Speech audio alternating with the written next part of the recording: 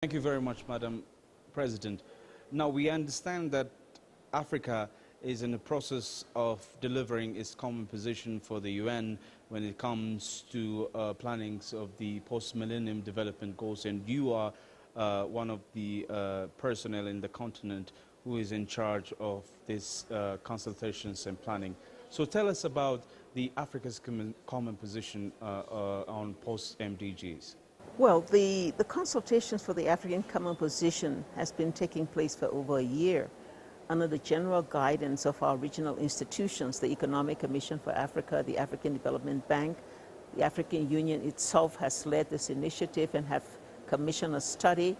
And consultations have been taking place among the member states with the support of the UNDP, Africa Bureau, among civil society, even among the private sector. Africa had some difficult times of implementing the Millennium Development Goals because the continent had no proper say when it comes to planning those MDGs, which the continent is practicing. So can you tell us what were these difficult situations when it comes to implementing the MDGs? One of the shortcomings of the MDGs is that they were not formulated with the participation of African, generally, particularly African civil society.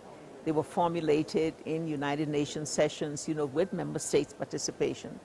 One will find a much difference these days because the post-2015 agenda has a robust consultations. For example, some 5,000 civil society organizations in 120 countries were held meetings to discuss this. You had 250 private sector companies in 30 countries that were consulted. What is Africa trying to achieve out of its own say of the post-2015 plannings? And what do you think are some of the most important priority areas in this planning? Well, the priorities established by the African Common Position, first of all, ownership, to ensure that Africa has its future in its own hands. Secondly, we're talking about economic transformation, and that means that all Africa wants to see value addition in the proper management of their natural resources. They want to make sure that they promote regional integration and cooperation. But we want to see some of the priorities established by the MDGs also are incorporated. For example, things relating to youth employment.